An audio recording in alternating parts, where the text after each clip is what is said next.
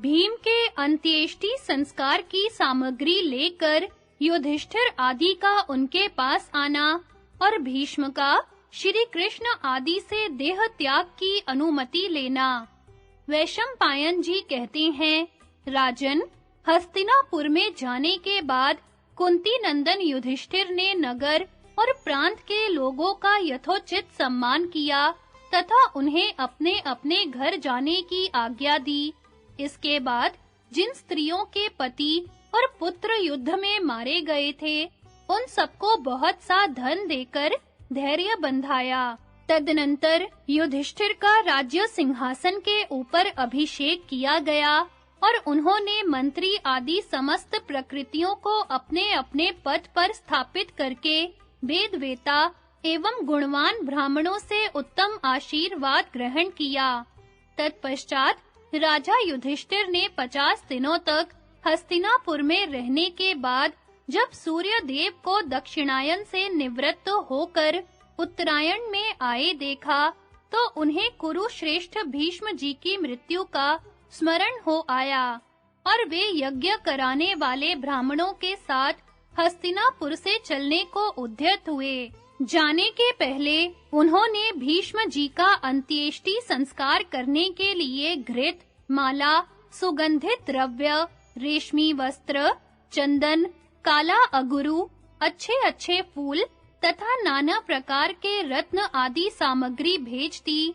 फिर धृतराष्ट्र और गांधारी को आगे करके माता कुंती, सब भाई, भगवान श्री कृष्ण, बुद्धिमान विदुर और सात्यकी को साथ लेकर वे नगर से बाहर निकले। उनके साथ रथ, हाथी, घोड़े आदि राजोचित उपकरण और वैभव का महान ठाट-बाट था। महातेजस्वी युधिष्ठिर भीष्म जी के स्थापित किए हुए त्रिविध अग्नियों को आगे रखकर स्वयं पीछे-पीछे चल रहे थे। यथा समय वे भीष्म जी के पास जा पहुँचे। उस समय पराशर नंदन व्यास, देवऋषि नारद और देवल ऋषि उनके पास बैठे थे तथा महाभारत युद्ध में मरने से बचे हुए अन्य देशों से आए हुए बहुत से राजा उन महात्मा की सब ओर से रक्षा कर रहे थे।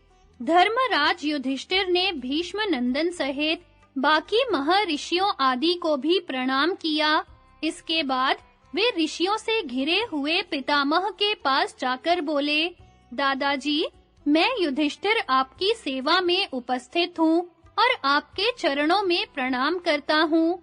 यदि आपको मेरी बात सुनाई देती हो तो आज्ञा दीजिए, मैं आपकी क्या सेवा करूं? आपके बताए हुए समय पर अग्नियों को लेकर मैं उपस्थित हुआ हूँ। आपके महातेजस्वी पुत्र राजा धृतराष्ट्र भी यहाँ पधारे हैं। भगवान श्री कृष्ण, मरने से बचे हुए समस्त राजा और कुरु जांगल देश के लोग भी आए हुए हैं। आप आंखें खोलकर इन सब की ओर देखिए। आपके कथनानुसार इस समय के लिए जो कुछ करना आवश्यक था, वह सब कर लिया गया है। परम बुद्धिमान युधिष्ठिर के इस प्रकार कहने पर गंगानंदन भीष्म जी ने आंखें खोलकर अपने चारों ओर खड़े हुए समस्त भरतवंशी राजाओं की ओर देखा। फिर युधिष्ठिर का हाथ पकड़कर मेघ के समान गंभीर वाणी में समयोचित वचन कहा, बेटा युधिष्ठिर, तुम अपने मंत्रियों के साथ यहाँ आ गए, यह बड़ी अच्छी बात हुई। भगवान सूर्य अब दक्षिणायन से उत्तरायण की ओर आ गए हैं। इन तीखे बाणों की शैया पर शयन करते हुए आज मुझे 58 दिन हो गए, किंतु ये दिन मेरे लिए 100 वर्ष के समान बीते हैं। धर्मपुत्र युधिष्ठिर से ऐसा कहकर भीष्म जी ने धृतराष्ट्र को संबोधित करके कहा, राजन, तुम धर्म को अच्छी तरह जानते हो। तुमने अर्थ तत्व का भी भली भांति निर्णय कर लिया है। अब तुम्हारे मन में किसी प्रकार का संदेह नहीं है, क्योंकि तुमने बहुत से विद्वान ब्राह्मणों की सेवा की है। संपूर्ण वेदों, शास्त्रों और धर्मों का तुम्हें पूरा ज्ञान है, अतएव तुम्हें शोक नहीं करना चाहिए। जो कुछ हुआ है वैसी होनहार थी। तुमने कृष्ण द्वैपायन व्यास जी से देवताओं का रहस्य भी सुन लिया है। ये पांडव जैसे राजा पांडु के पुत्र हैं, वैसे ही धर्म की दृष्टि से तुम्हारे भी हैं। वे सदा गुरुजनों की सेवा में लगे रहते हैं। तुम धर्म में स्थित रहकर अपने पुत्रों के समान ही इनकी रक्षा करना। ये सदा तुम्हारी आज्ञा के अधीन रहेंगे। मैं जानता हूँ इनका स्वभाव बहुत ही कोमल है और ये गुरुजनों के प्रति बड़ी भक्ति रखते हैं। तुम्हारे पुत्र बड़े दुरात्मा, क्रोधी, लोभी, ईर्ष्या रखने वाले और दुराचारी थे, अतः उनके लिए कभी शोक न करना। धृतराष्ट्र से ऐसा कहकर भगवान श्री कृष्ण से भीष्म जी बोले, भगवन, आप देवताओं के भी देवता हैं। देवता और असुर सभी आपके चरणों में शीश झुकाते हैं। अपने 3 पगों से त्रिलोकी को नापने वाले भगवान वामन, आपको प्रणाम है। आप शंख, चक्र तथा गदा धारण करने वाले हैं। वासुदेव, हिरण्यात्मा, पुरुष, सविता, विराट, अनुरूप जीव और सनातन परमात्मा भी आप ही हैं। श्री कृष्ण, अब आप मुझे जाने की आज्ञा दीजिए और सदा आपकी शरण में रहने वाले इन पांडु पुत्रों की रक्षा करते रहिए। मैंने दुर्बुद्धि दुर्योधन को यह कहकर समझाया था कि जहाँ श्री कृष्ण है, वहाँ धर्म है। जहाँ धर्म है, उसी पक्ष की जीत होनी निश्चित है। इसलिए बेटा दुर्योधन, भगवान श्री कृष्ण की सहायता से तुम पांडवों के साथ संधि कर लो। इस प्रकार बार-बार कहने पर भी उसने मेरी बात नहीं मानी और सारी पृथ्वी के वीरों का नाश कराकर अंत में वह स्वयं भी काल के गाल में चला गया। भगवन, मैं आपको जानता हूँ। आप वे ही पुरातन ऋषि नारायण हैं, जो नर के साथ चिरकाल तक बद्रिका आश्रम में निवास करते रहे हैं। श्री कृष्ण, अब आप आज्ञा दीजिए, मैं इस शरीर का परित्याग करूंगा। आपकी आज्ञा मिलने पर मुझे परम गति की प्राप्ति होगी। श्री कृष्ण ने कहा, भीष्म जी, मैं आपको सहर्ष आज्ञा देता हूँ। आप वसुलोक को जाइए। इस लोक में आपके द्वारा अणु मात्र भी पाप नहीं हुआ है। राजऋषि, आप दूसरे मार्कंडेय के समान पितृ भक्त हैं, इसलिए मृत्यु विनीत दासी की भांति आपके वश में है। भगवान के ऐसा कहने पर गंगानंदन भीष्म ने पांडवों तथा धृतराष्ट्र आदि सभी सुहृदों से कहा, अब मैं प्राणों का त्याग करना चाहता हूँ। तुम लोग मुझे इसके लिए आज्ञा दो। तुम्हें सदा सत्य धर्म के पालन का प्रयत्न करते रहना चाहिए। तुम लोगों को सबके साथ कोमलता का बर्ताव करना, सदा अपनी इंद्रियों को वश में रखना, ब्राह्मणों की भक्ति करना तथा धर्मनिष्ठ एवं तपस्वी होना चाहिए। यह कहकर भीष्म जी ने अपने सब सुहृदों को गले से लगाया और युधिष्ठिर से पुनः इस प्रकार कहा, राजन, तुम सामान्यतः सभी ब्राह्मणों की, विशेषतः विद्वानों की और आचार्य तथा ऋत्विजों की सदा ही पूजा, प्राण त्याग और धृतराष्ट्र आदि के द्वारा उनका दाह संस्कार, कौरवों का गंगा के जल से भीष्म को तिलांजलि देना, गंगा जी का प्रकट होकर पुत्र के लिए शोक करना और श्री कृष्ण का उन्हें समझाना। वैशंपायन जी कहते हैं, जन्मेजय, समस्त कौरवों से इस प्रकार कहकर शांतनु नंदन भीष्म जी कुछ देर तक चुपचाप पड़े रहे। तदनंतर वे मन सहित प्राण वायु को क्रमशः भिन्न-भिन्न धारणाओं में स्थापित करने लगे। इस तरह यौगिक क्रिया के द्वारा रोके हुए महात्मा भीष्म जी के प्राण क्रमशः ऊपर चढ़ने लगे। उस समय वहां एकत्रित हुए सभी संत महात्माओं के बीच एक बड़े आश्चर्य की घटना घटी।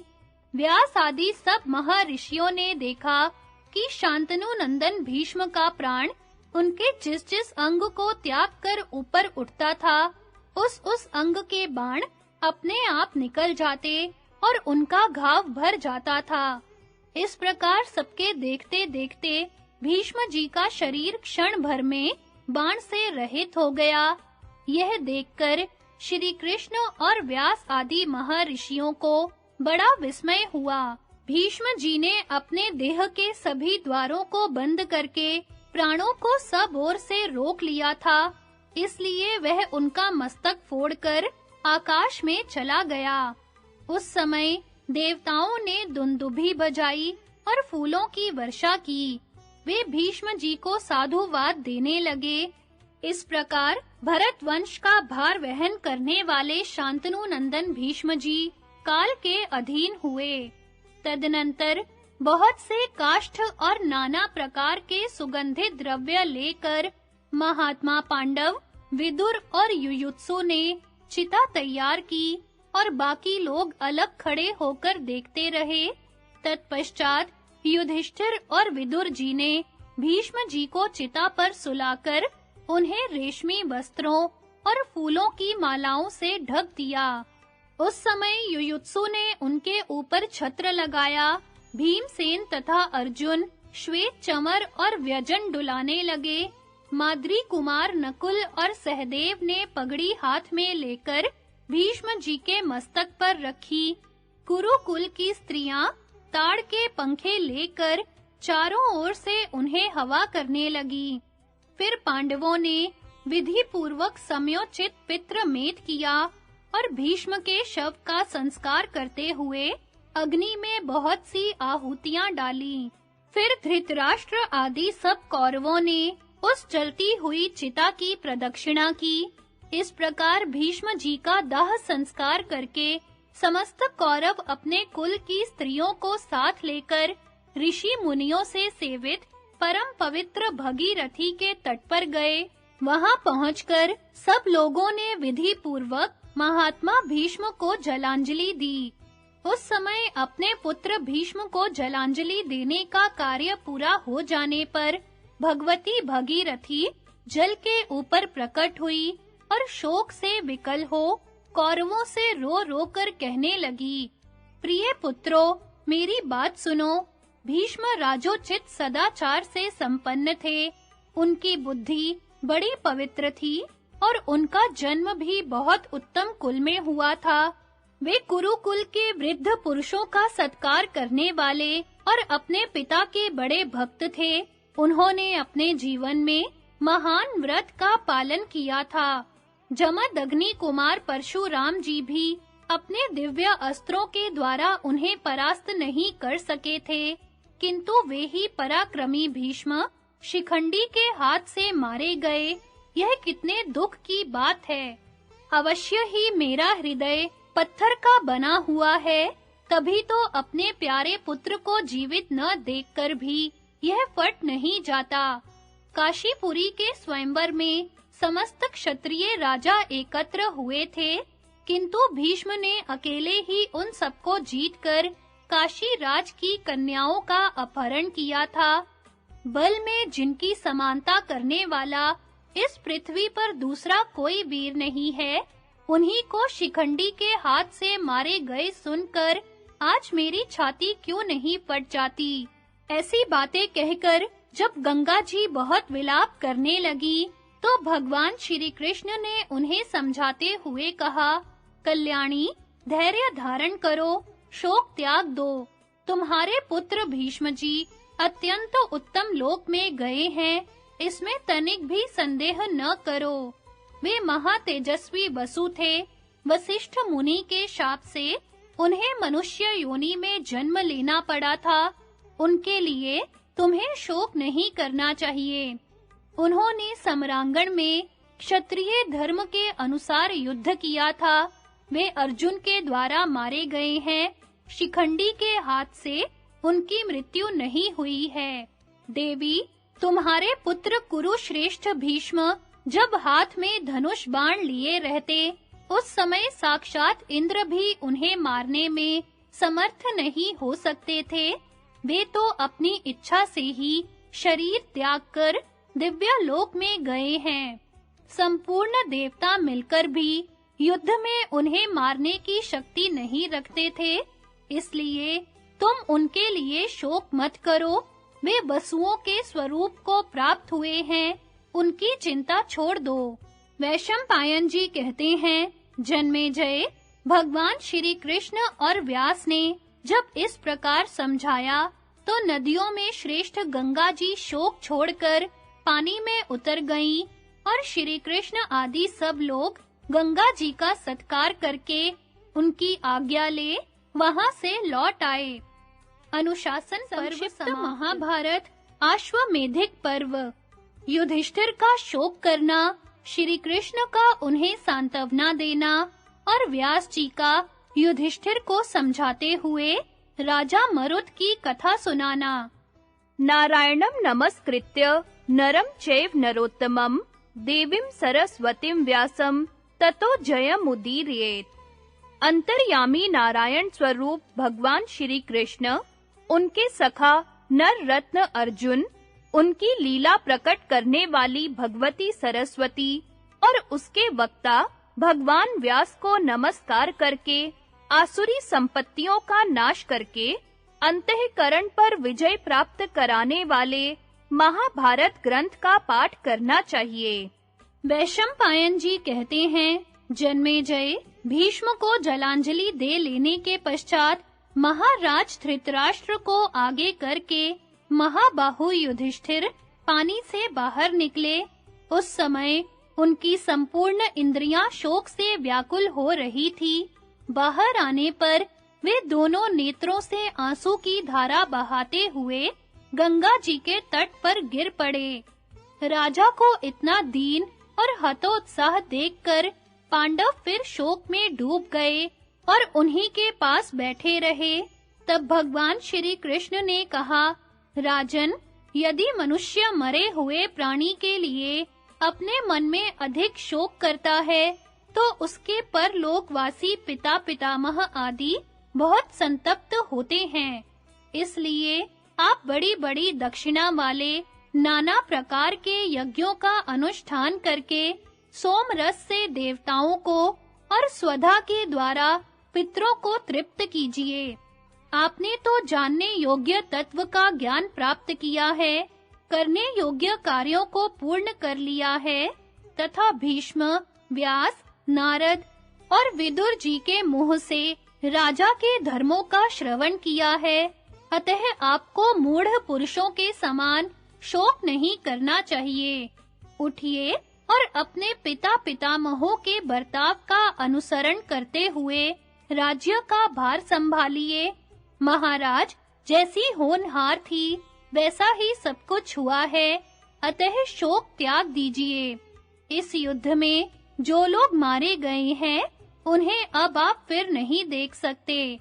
यह कहकर भगवान श्री कृष्ण चुप हो गए। तब महातेजस्वी युधिष्ठिर ने कहा, गोविंद, आपका मेरे ऊपर जो प्रेम है उसे मैं अच्छी तरह जानता हूँ। आप स्नेह और सौहार्दवश सदा ही मुझ पर कृपा करते रहते हैं। गदाधर, यदि प्रसन्नता पूर्वक आप मुझे तपोवन में जाने की आज्ञा दे देते तो मेरा सबसे बड़ा प्रिय कार्य हो जाता। मैं पितामह भीष्म को और युद्ध से कभी पीठ न दिखाने वाले नर श्रेष्ठ कर्ण को मरवाकर कभी शांति नहीं पा सकता। अब जिस उपाय से मुझे अपने क्रूरतापूर्ण पाप से छुटकारा मिले, जिस काम के करने से मेरा चित्त शुद्ध हो, वही कीजिए।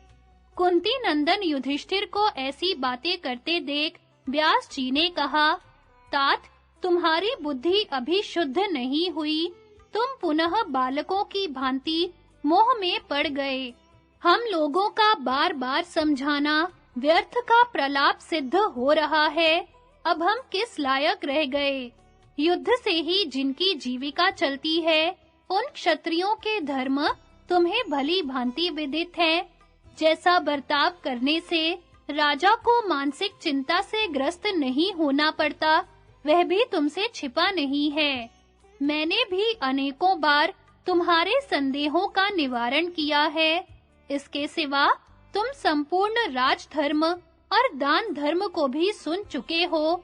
इस प्रकार सब धर्मों के ज्ञाता और संपूर्ण शास्त्रों के विद्वान होकर भी बारंबार मोह में क्यों पड़ रहे हो?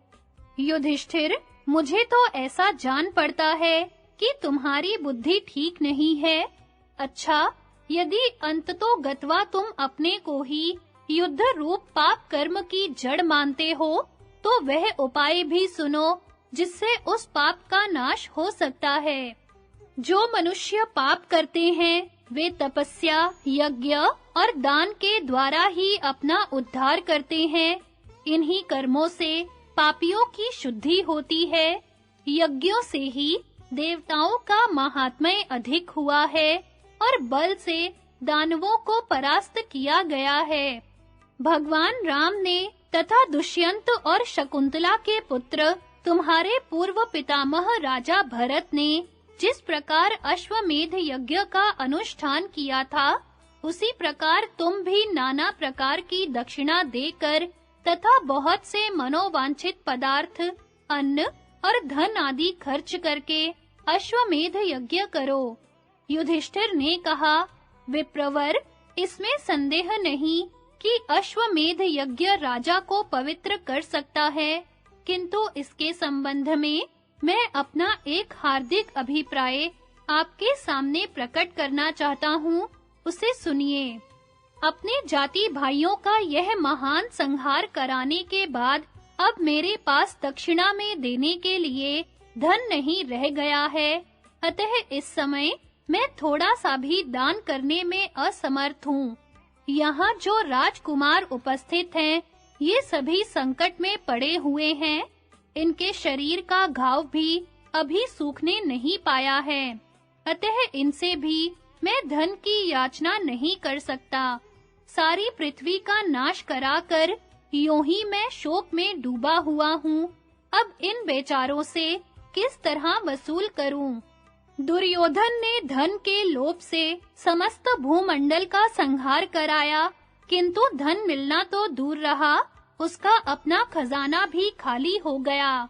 अश्वमेध यज्ञ में समूची पृथ्वी की दक्षिणा देनी चाहिए, यही विद्वानों ने मुख्य कल्प माना है। इसके सिवा जो कुछ किया जाता है, वह विधि के विपरीत है। मुख्य वस्तु के अभाव में जो दूसरी वस्तु दी जाती है, वह प्रतिनिधि दक्षिणा कहलाती है, किंतु प्रतिनिधि दक्षिणा देने की मेरी इच्छा नहीं होती, अतः इस विषय में आप मुझे उचित सलाह देने की कृपा करें। व्यास जी ने थोड़ी देर तक सोचकर कहा, धर्मराज, यद्यपि तुम्हारा खजाना इस समय खाली हो गया है, तथापि वह बहुत शीघ्र भर जाएगा। प्राचीन समय में महात्मा राजा मरुत ने बड़ा भारी यज्ञ करके उसमें ब्राह्मणों को बहुत सा सुवर्ण दान किया था। वह इतना अधिक था कि ब्राह्मण लोग उसे ला न सके, वहीं छोड़कर चले आए। वह सारा धन आज भी हिमालय पर्वत पर पड़ा हुआ है, तुम उसे मंगवा लो, वह तुम्हारे यज्ञ के लिए पर्याप्त होगा। युधिष्ठिर ने कहा, महर्षि, महाराज मरुत किस समय इस पृथ्वी के राजा हुए थे तथा उनके यज्ञ में इतने धन का संग्रह किस प्रकार किया गया था? व्यास जी ने कहा, बेटा, सत्ययुग में राजदंड धारण करने वाले वैवस्वत मनु एक प्रसिद्ध राजा थे। उनके पुत्र महाबाहु प्रसंधि के नाम से विख्यात थे। प्रसंधि के पुत्र शुप और क्षुप के पुत्र महाराज इक्ष्वाकु हुए। इक्ष्वाकु के 100 पुत्र हुए जो बड़े ही धार्मिक थे। उन्होंने उन सभी पुत्रों को इस पृथ्वी का राजा बनाया। उनमें सबसे ज्येष्ठ पुत्र का नाम था विंश, जो धनुर्धर वीरों का आदर्श था। विंश के पुत्र का नाम विविंश था। उसके 15 पुत्र हुए। वे सब के सब धनुष के द्वारा पराक्रम दिखलाने वाले, ब्राह्मण भक्त, सत्यवादी, दान धर्म परायण, शांत और सर्वदा मधुर भाषण करने वाले थे। इन सब में जो बड़ा था, उसका नाम था खनी नेत्र। वह अपने छोटे भाइयों को बहुत कष्ट दिया करता था। पराक्रमी तो वह था ही, सबको जीतकर अकंटक राज्य करने लगा। प्रजा उससे संतुष्ट नहीं थी, इसलिए सबने मिलकर उसको राज्य सिंहासन से उतार दिया और उसकी जगह उसके पुत्र सुवर्चा का राज्याभिषेक किया। सुवर्चा को राजा बनाकर प्रजा बहुत प्रसन्न हुई। सुवर्चा अपने पिता की वह दुर्दशा, वह राज्य से हटाया जाना देखकर शंकित रहते थे। इसलिए वे प्रजा का हित करने की इच्छा से बड़ी सावधानी और तत्परता के साथ राज्य संचालन करने लगे। वे ब्राह्मणों के प्रति भक्ति रखते, सत्य बोलते, पवित्रता से रहते और मन तथा इंद्रियों को अपने वश में रखते थे। राजा पर प्रजा वर्ग के लोगों का विशेष अनुराग था, किंतु केवल धर्म में ही प्रवृत्त रहने के कारण कुछ दिनों में ही राजा का खजाना खाली हो गया और उनके वाहन आदि भी नष्ट हो गए। उनकी यह दुर्बलता सामंत राजाओं से छिपी न रही। वे चारों ओर से धावा करके उन्हें कलेश पहुंचाने लगे। इससे अपने सेवकों और पुरवासियों सहित वे बड़े कष्ट में पड़ गए। यद्यपि उनकी सेना का संहार हो गया था, तथापि आक्रमणकारी राजा लोग उन्हें मार न सके, क्योंकि वे सदा धर्म का पालन किया करते थे। जब शत्रु अधिक पीड़ा देने लगे, तो सुवर्चा ने अपने हाथ को मुंह से लगाकर शंख की भांति बजाया। इससे बहुत बड़ी सेना प्रकट हो गई। उसी की सहायता से उन्होंने अपने राज्य की सीमा पर निवास करने वाले शत्रुओं को मार भगाया। हाथ बजाने के कारण ही राजा सुवर्चा का नाम करंधम हो गया। करंधम के त्रेता युग के आरंभ में अविक्षित नाम का एक पुत्र हुआ। उसके शरीर की शोभा इंद्र से तनिक भी कम नहीं थी। भूमंडल के सभी भूपाल उसके अधीन थे। वह अपने सदाचार और बल के प्रभाव से सबका सम्राट हो गया। शौर्य में वह इंद्र की बराबरी करता था। उसका मन धर्म में लगा रहता था। वह सदा यज्ञ करने वाला, धर्मपरायण, कांतिमान और जितेंद्रिय था। उसने विधि के अनुसार 100 बार अश्वमेध यज्ञ का अनुष्ठान किया था और साक्षात अंगिरा मुनि ने उसके यज्ञ कराए थे। उसी राजा अविक्षित के पुत्र महाराज मरुत हुए।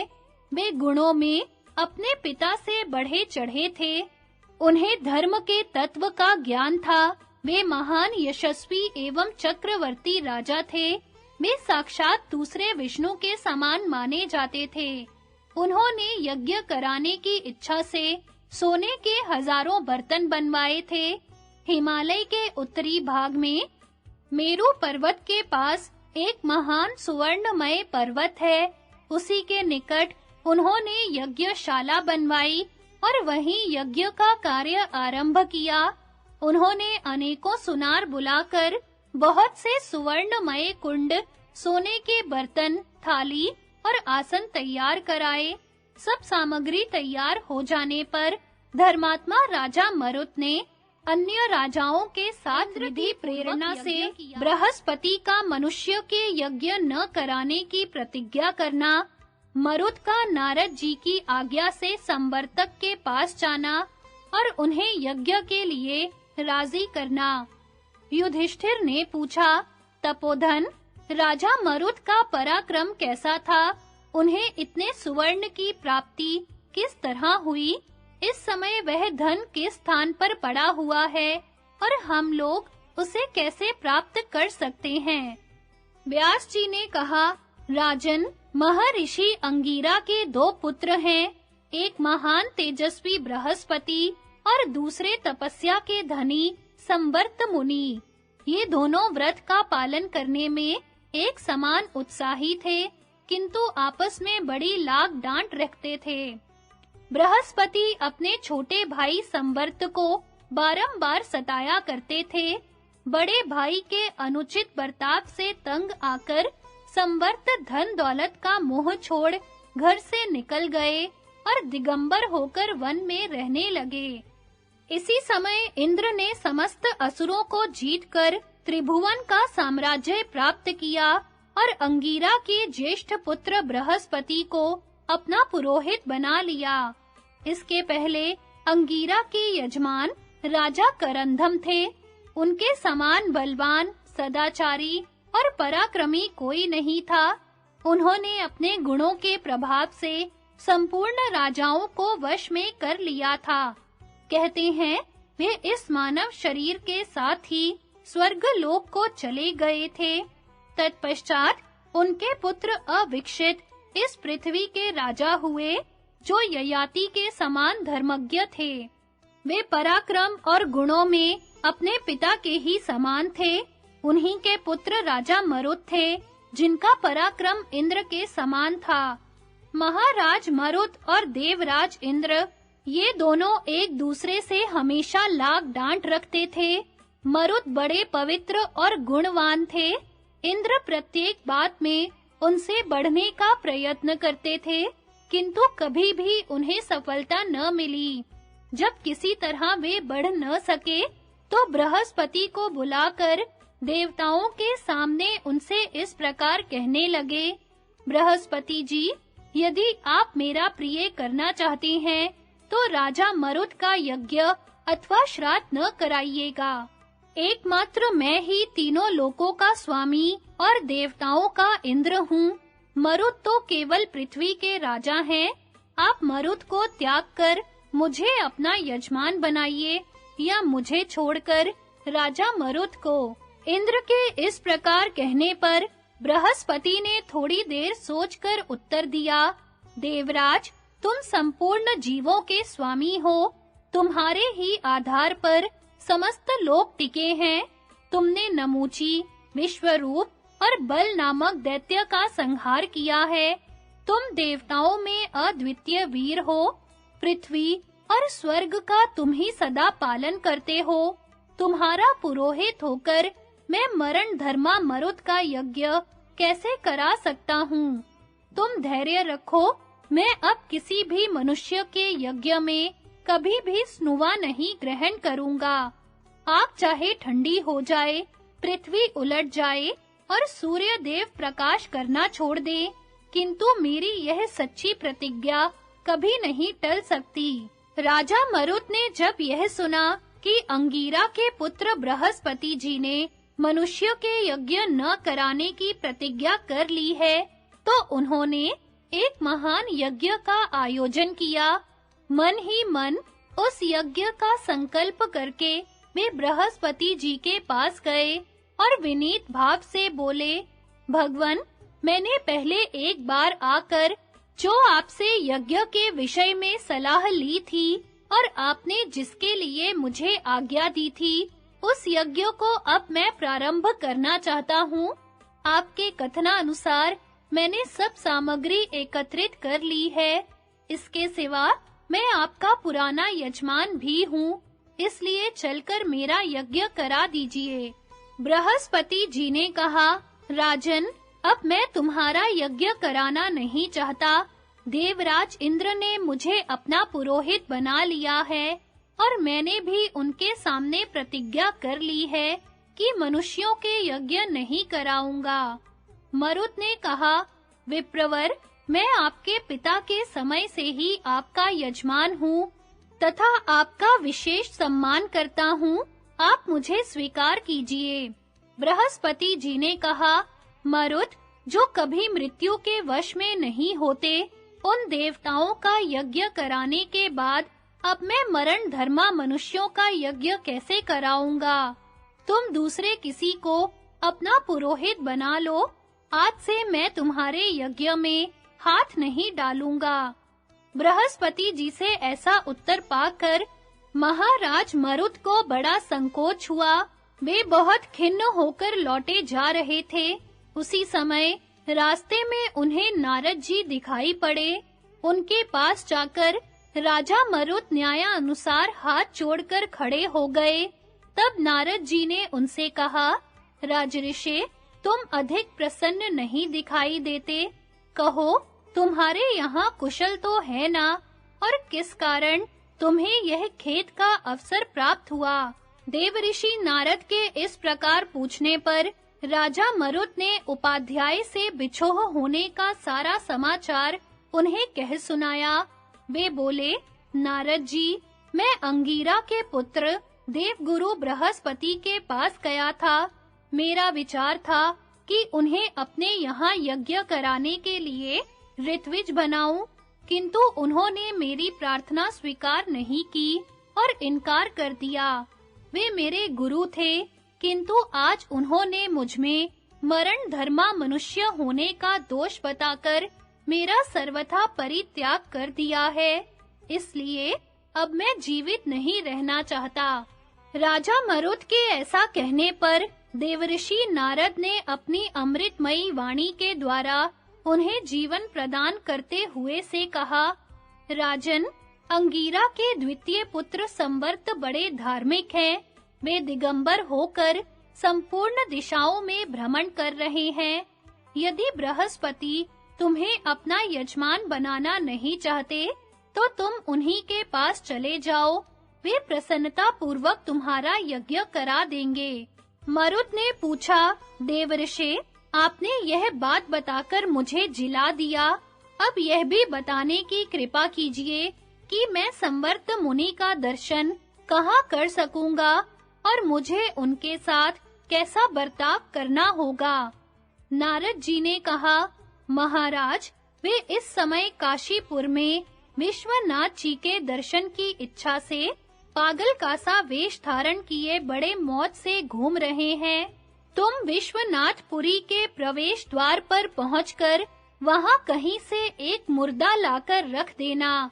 प्रातःकाल विश्वेश्वर के दर्शन के लिए जाते समय जो उस मुर्दे को देखकर पीछे लौट पड़े, उसे संवर्त समझना और वे जहां जाएं, वहीं उनके पीछे-पीछे चले जाना।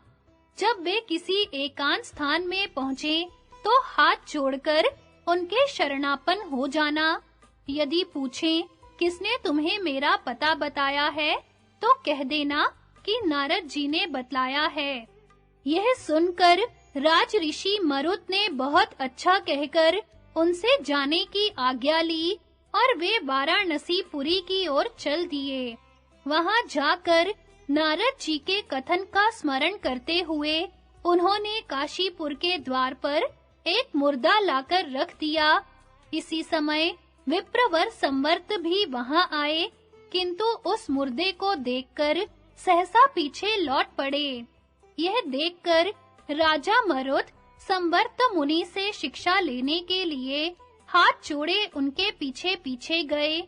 एकांत में पहुंचने पर राजा को अपने पीछे-पीछे आते देख संवर्त मुनि बहुत सी शाखाओं से युक्त एक बरगद के सघन वृक्ष की शीतल छाया में बैठ गए और कहने लगे, राजन, तुमने मुझे कैसे पहचाना है?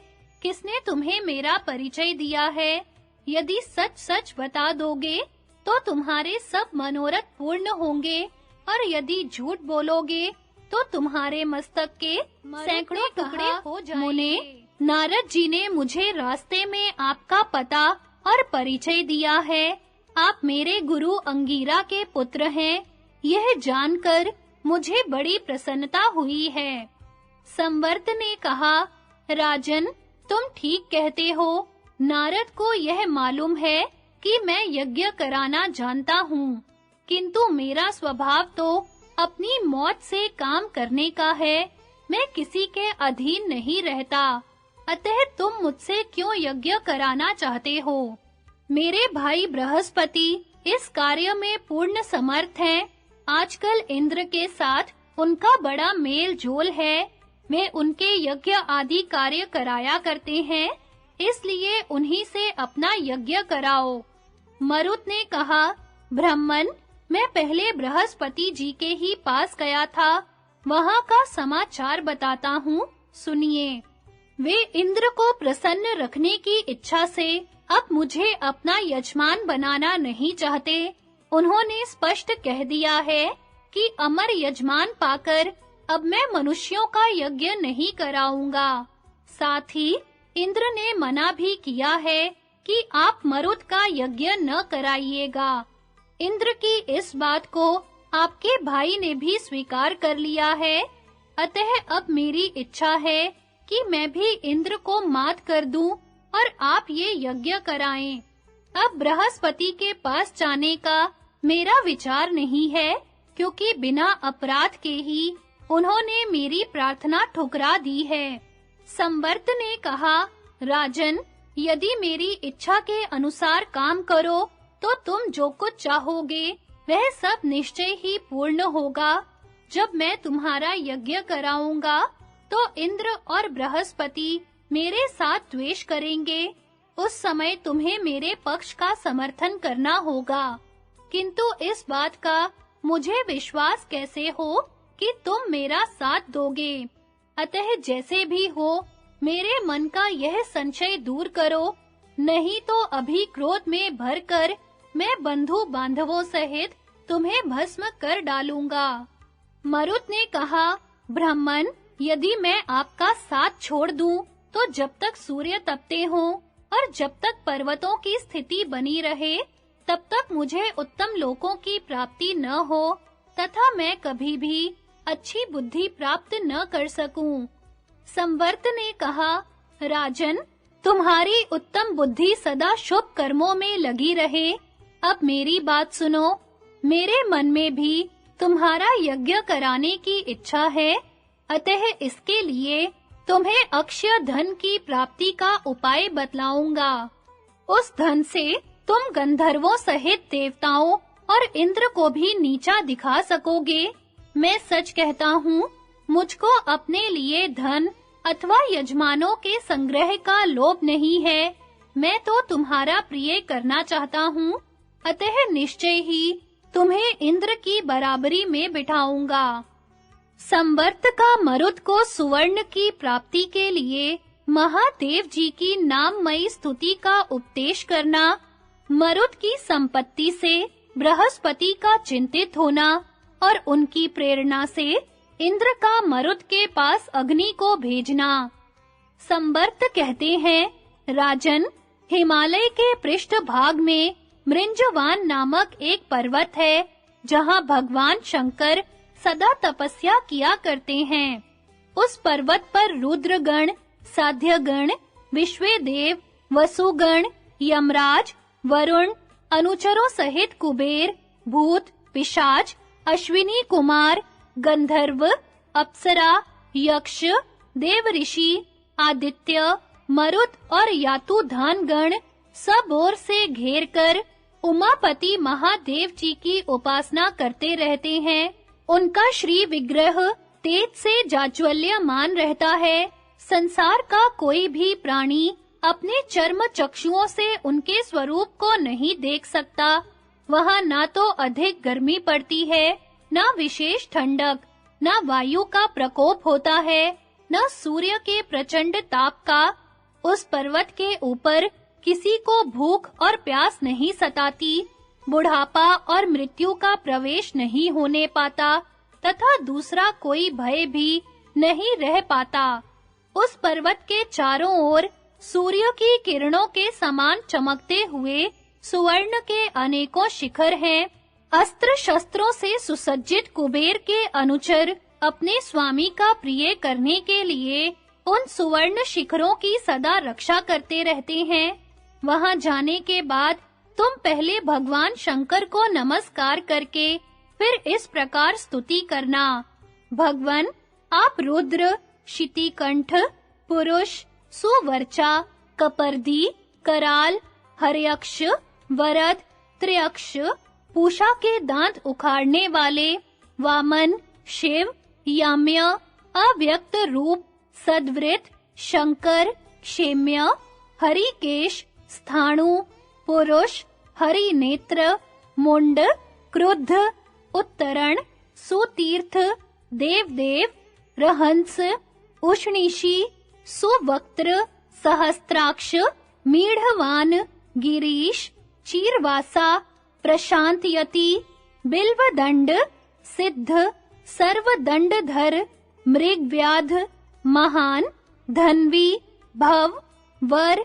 सोमवक्त्र, सिद्ध मंत्र, चक्षुष, हिरण्याबाहु, उग्र, दिशाओं के पति, लेलीहान, गोष्ठ, सिद्ध मंत्र, वृष्णि, पशुपति, भूतपति, वृष, मातृभक्त, सेनानी, मध्यम, स्रुवहस्त, पति, धन्वी, भार्गव, अज, कृष्ण नेत्र, विरूपाक्ष, तीक्ष्ण दंशट्र, तीक्ष्ण, वैश्वानर मुख, सर्व, विश्वामपति, विलोहित, दीप्त, दीप्ताक्ष, महोजा, वसुरेता, सुवपुष, पृथु, कृत्तिवासा, कपालमाली, सुवर्ण मुकुट, महादेव, कृष्ण, त्र्यंबक, अनग, क्रोधन, अनृशंस, मृदु, बाहुशाली, दंडी, तप्त तपा, अक्रूर कर्मा, सहस्त्रशिरा, सहस्त्रचरण, स्वधा स्वरूप, बहुरूप और दंष्ट्री नाम धारण करने वाले हैं। आपको मेरा प्रणाम है।